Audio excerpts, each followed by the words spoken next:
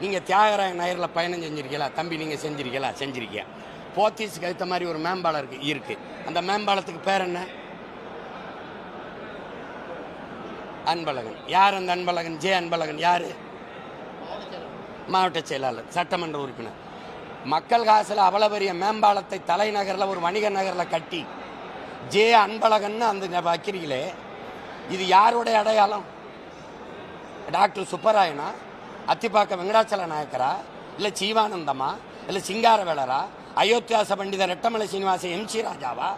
எந்த பெருமையும் எங்களுக்கு இல்லையா? எதுக்கு நீ அவர் பேர் வைக்கிற? எதுக்கு வைக்கிற நீ?